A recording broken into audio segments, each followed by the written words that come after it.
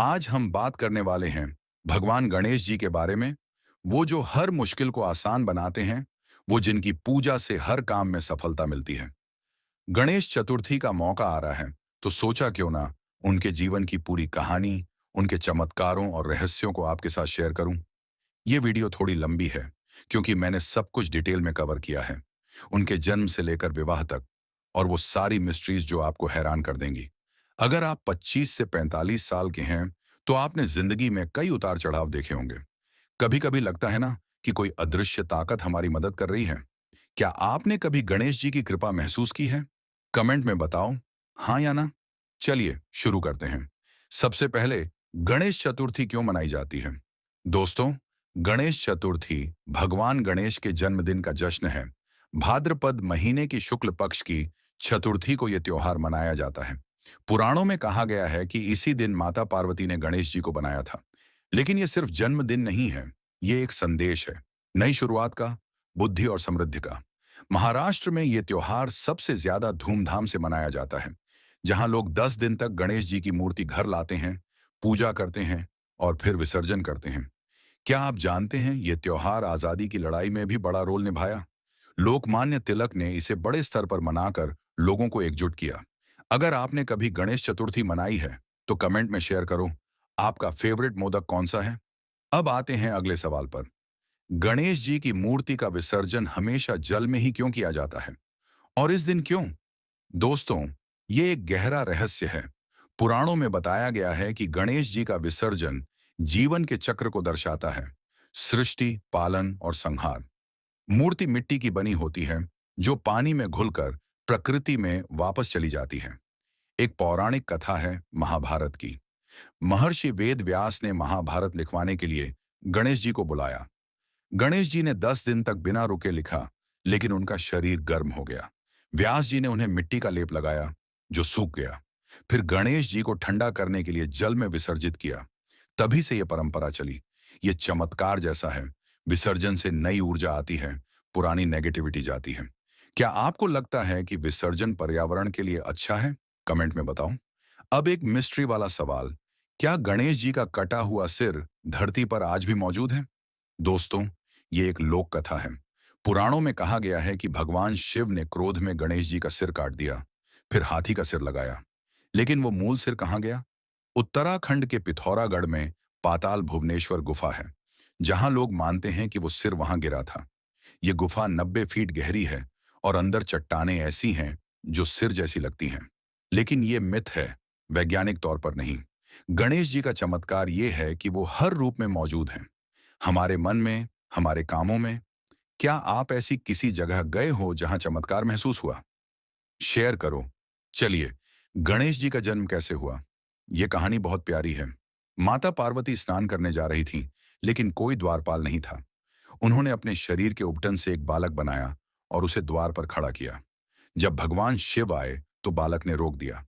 क्रोध में शिव जी ने सिर काट दिया, लेकिन पार्वती के दुख से दुखी होकर उत्तर दिशा से एक हाथी का सिर लाकर लगाया। ऐसे गजानन बने गणेश जी। ये चमत्कार है, एक मां की रक्षा के लिए जन्मा बालक जो देवता बन गया। गणेश जी ने कई चमत्कार किए, जैसे देवताओं की मदद में विघ्न हटाना। एक बार देवताओं को असुरों से लड़ाई में मदद की, उनकी बुद्धि से जीत मिली। क्या आप मानते हो कि गणेश जी सच में मदद करते हैं? हाँ तो लाइक करो। अगला, गणेश जी को एक दंत क्यों कहा जाता है? दोस्तों, गणेश जी के 2 दांत थे, लेकिन एक टूट गया। एक कथा है परशुराम जी की। परशुराम शिव जी से मिलने आए, गणेश जी ने रोका।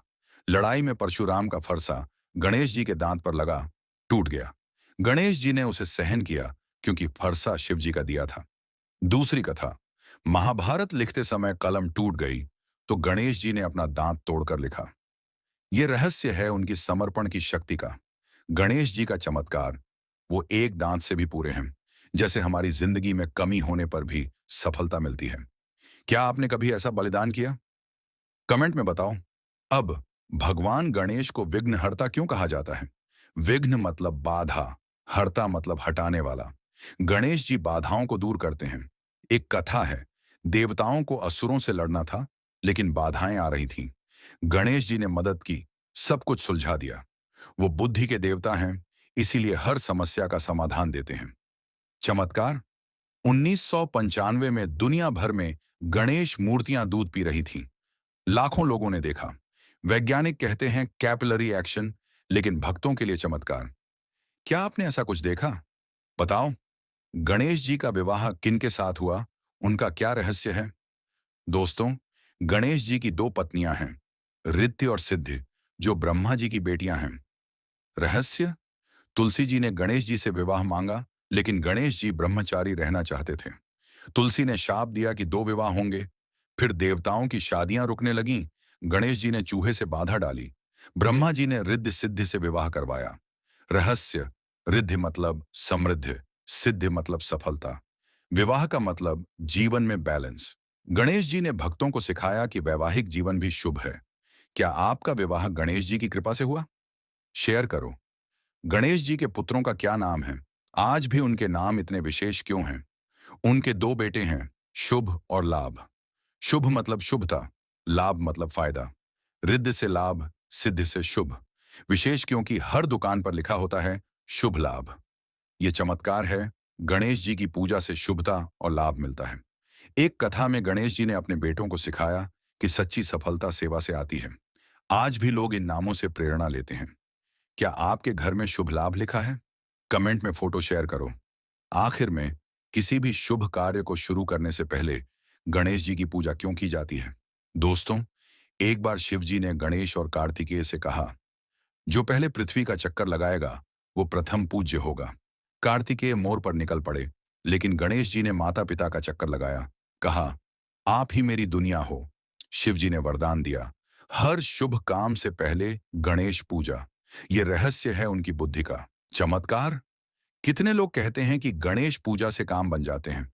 दोस्तों, गणेश जी ने क्या क्या किया? उन्होंने देवताओं की मदद की, महाभारत लिखी, असुरों को हराया। उनके चमत्कार, जैसे चंद्रमा को श्राप दिया कि चतुर्थी को ना देखें वरना कलंक लगेगा। रहस्य, उनका बड़ा पेट सब कुछ पचा लेता है।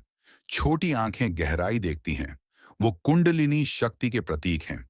अगर ये वीडियो पसंद आया तो लाइक करो, शेयर करो और चैनल को सब्सक्राइब कर लो।